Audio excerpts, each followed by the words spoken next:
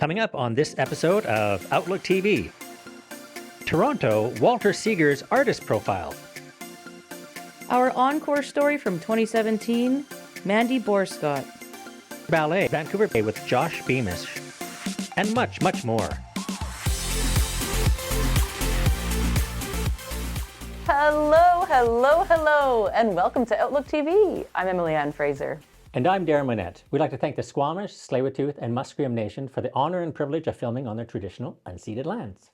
Outlook TV is the queer magazine news show that brings you the stories that matter the most from coast to coast to coast. Right. So let's go to Toronto, and Andre is talking with Walter Segers. He is a multidiscipline artist. Oh. Hello everyone, salut tout le monde. For Toronto artist Walter Segers, art is more than expression. It's a way to explore identity, challenge norms, and preserve queer history.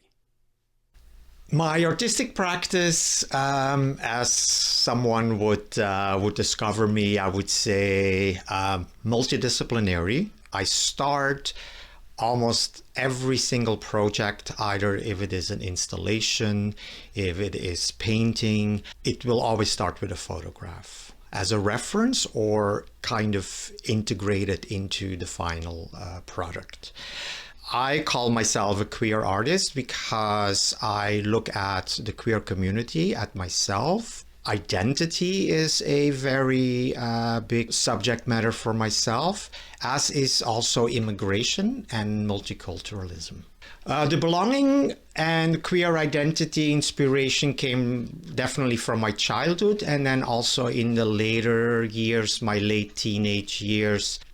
Gender conformity was one of the things that I bring into my art practice. The initial AIDS crisis that also shaped some of the art that I started doing goes right into the belonging aspect of it, because we were outcast. As a queer or as a gay man, I was always involved and I was always interested in nature. So a lot of plants adapt to their environment, which I feel as a LGBTQ person, you have to adapt to your environment, your situation. You learn to adapt to kind of belong or fit in.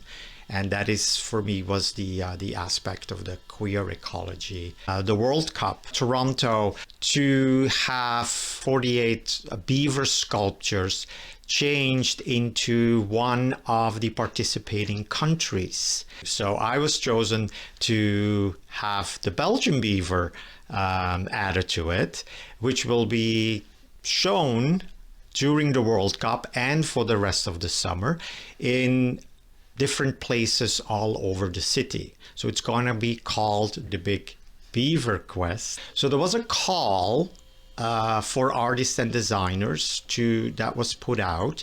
I got awarded the position to transform a regular wing into a rainbow wing, so that all the common elements are changed with the rainbow colors. So the rainbow wing started off with someone who was at a long-term care home and felt he had to go back into the closet because he was out and proud in the village all his life, and then he went into a senior home and couldn't really be himself, but because no one understood him.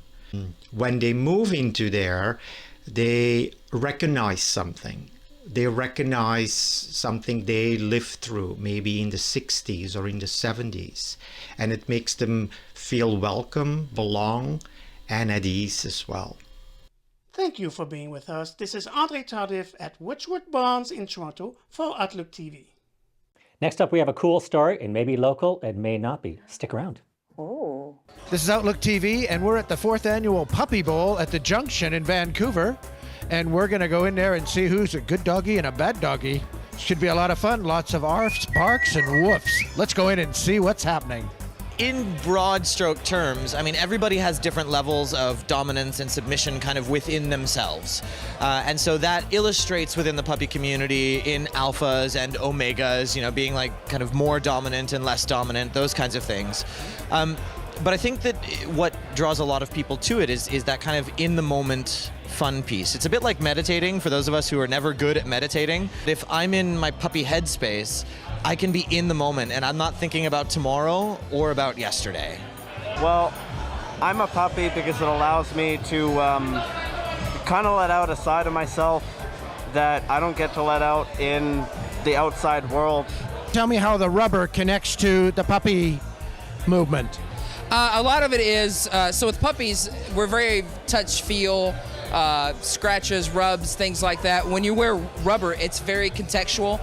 So touch changes, the way things feel changes, the way you move.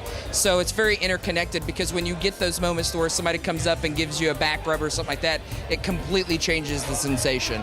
You know, on a global scale in the last few years, the puppy community has been grown like quite substantially. Puppy community in its entirety, we don't have a general beginning of where officially it began, but after World War II and stuff, there was a lot of movement within the leather community that thus spawned the puppy movement, and today it is spread everywhere from Australia to Japan, all the way back here into our own home ground. It's just exploding. Like when I first started doing puppy stuff, there was we had like 2 pups at Pump Jack, and now look at it. It's just a whole room full of puppies, and all across North America, all these puppy clubs are forming. Vancouver, Seattle, Portland, everywhere. We respectfully invite men, women, transgender, any type of sex orientation or lifestyle of their choosing. All we ask is that you just have a really fun time. How much of a sexual aspect is connected with this? It's optional. You know, what you see here is non-sexual, although you'll see sort of puppy piles, which can get very intimate. Basically, the stuff you see in public is not sexual, but you can take it home and turn it into something more sexual if you want. It's optional. We do have alpha dogs. You can have beta dogs or omega dogs. I personally do have a pack. I do have a sir, which I am collar to, as well as I am the alpha of my pack, and we have 4 puppies in the pack in total. Don't be afraid to find what you like inside and go out and go for it because it's fun, it's safe, and we welcome everybody. This is John Crossan with Outlook TV, and we've been at Puppy Bowl, and I found a bowl full of puppy love. Woof, woof, woof. We're going to take a break from rubbing out, come right back. That's us in black and white. Ugh. Rub out until you see black and white.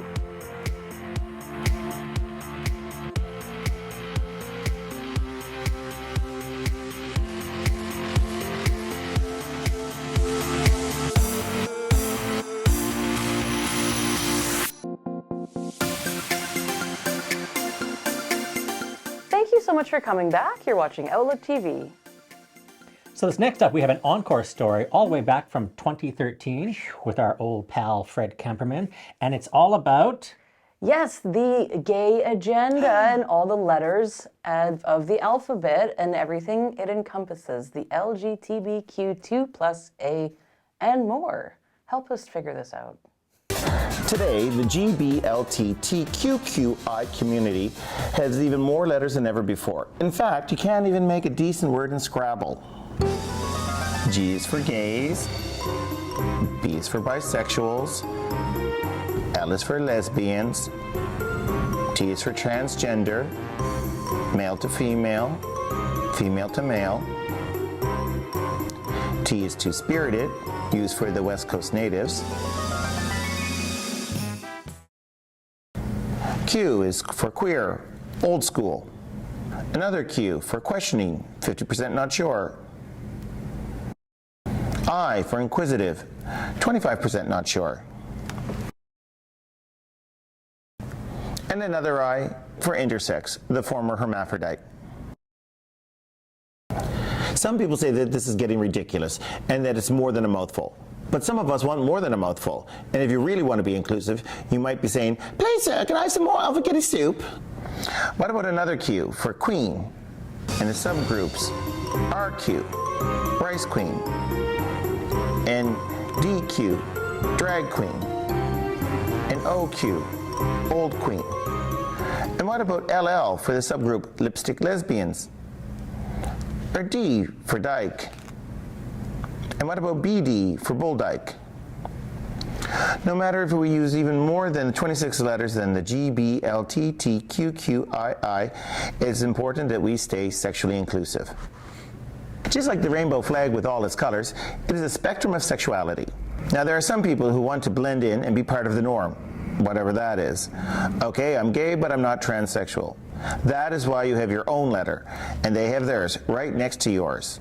On the other hand, instead of more labeling of letters, why not remove them all? Some people call it gay marriage. I just call it marriage. I don't have a gay lunch or gay park my car. Okay, some people say I gay park my car, but you get my point. But unfortunately, society isn't there yet where everybody is universally accepted in. Until then, the GBLTTQQI community is about not blending in, but about accepting in. And until then, it doesn't matter how many letters you need to expel out your own sexuality, just grab a letter, any letter, and be proud of it. For Outlook TV, I'm Fred Kamperman. This next gay story tops the previous gay story that we just rolled. So, watch and learn. Tops. Hey kids, Auntie Deva back here in Halifax bringing you out to Moulin Rouge, a fun, campy, Rocky Horror-style drag show, all in support of the AIDS Coalition in Nova Scotia. Let's go get all the details with the director, Rouge Fatale.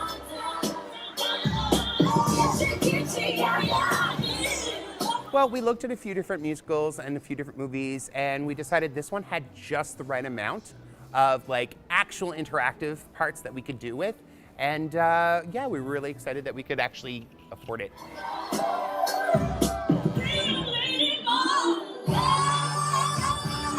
Casting wasn't actually as difficult as you think.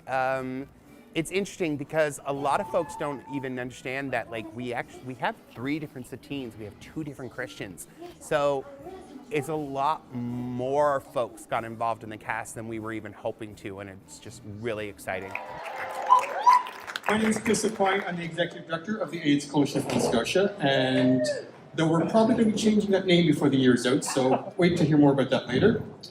This is so important because there's still that need for the queer community to have that type of a group who can help and support and be there, and like they do so much outreach and education and the whole 9 yards when it comes to AIDS and HIV awareness, and I'm just super, super excited to be able to help them and get some donations in for them.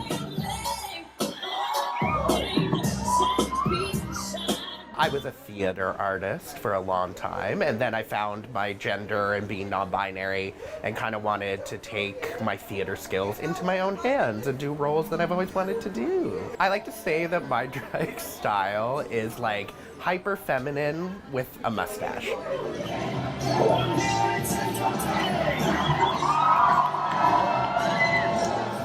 I had done a number a few years ago that was very top hat circus centric, and from then on I was Zidler. Okay.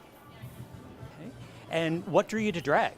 Originally it was just to expand my wardrobe, and then things exploded, and now I'm multiple characters all at once all the time. What could your love do for me? If people only knew the amount of talent and fierceness that can come out of Atlantic Canada, they would be so excited and shocked to see it. Come on out, babies. It's okay. There's drag on the East Coast.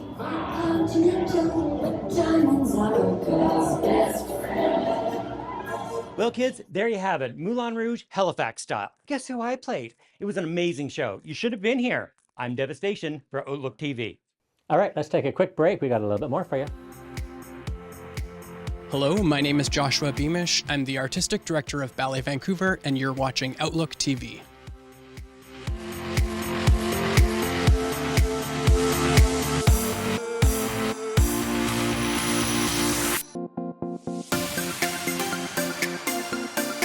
Welcome back. You're watching Outlook TV.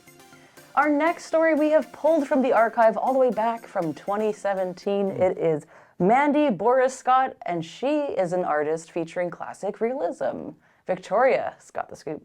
We're here in the studio of artist and educator Mandy Boursicot to learn about her current art practice and look at some of her marvelous work. I worked as a professional artist painting still lifes for about 10 years. And after 10 years, I decided I wanted to do something different. I wanted to do some figurative art, and I just couldn't get the kind of quality that I wanted.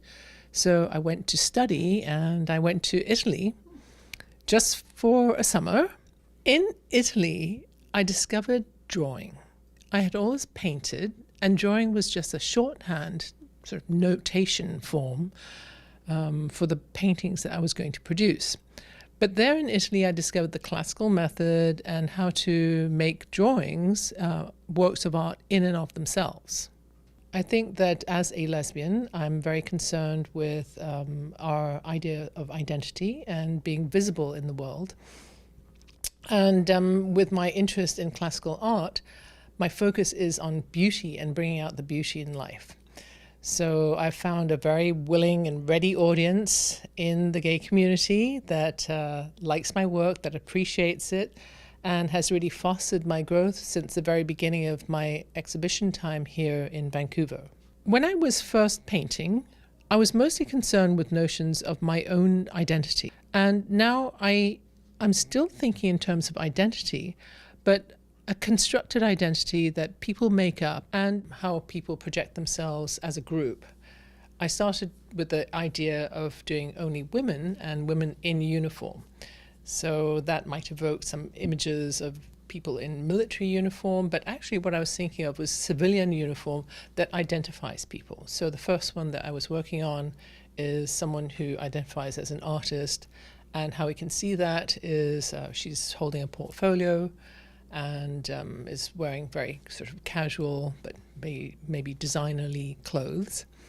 It's usually the model who gives me the idea of or evokes the idea of the mythological figure that they remind me of. And in this case, this particular model, Grace, reminded me of Artemis, the goddess of the hunt. And indeed, once she changed into this costume that we had made up for her out of a bedsheet, she does look quite Artemis-like. And the difference between the two series is that the people in uniform are quite static. They don't have any movement in them. Whereas the mythological figures, I'm trying to capture them in a moment in time. This is Victoria Hollingam for Outlook TV. This next story is a little bit about movement. It's all about the Ballet Vancouver and Josh Beamish, the choreographer and founder. We're at the Dance Centre in downtown Vancouver for Ballet Vancouver. The city's newest professional ballet company will be performing their inaugural performance, After the Rain and Other Works. Let's go meet them.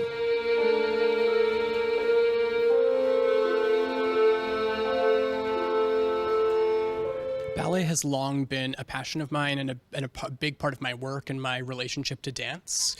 And I just felt it was time to revitalize public access to classical, neoclassical, and contemporary ballet on point and narrative ballet for our city. We've typically seen in my previous company, Joshua Beamish moved the company, whenever we produced work on point, our audience attendance was much higher, and we often had requests for more point work and more ballet. And so it just felt time to really turn my focus to that and offer our community something different.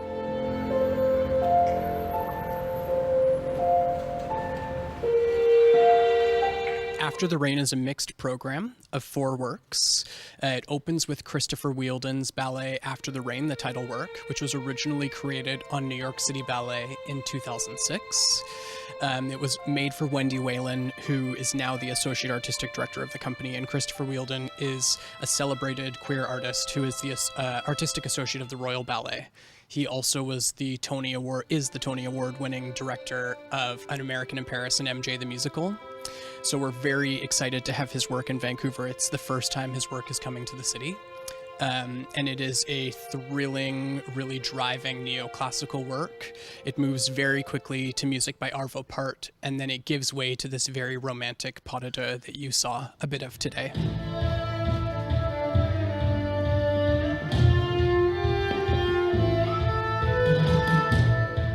And then we move into the second act to Wen Wei Wang's Swan, another queer creator who is local to Vancouver.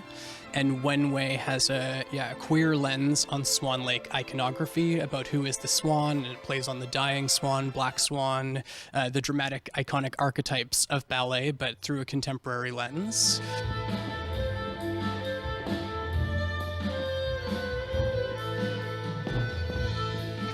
And then Redemption, which is a work created by Annabelle Lopez Ochoa that was actually originally created for me. It's a solo that explores the journey of a fallen angel seeking penance.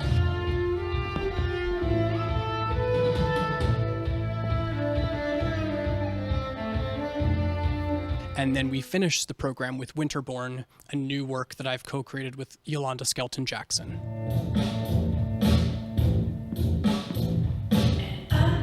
Follow us on Instagram at Ballet Vancouver, and our website is balletvancouver.com, so it's a one-stop shop for all you need.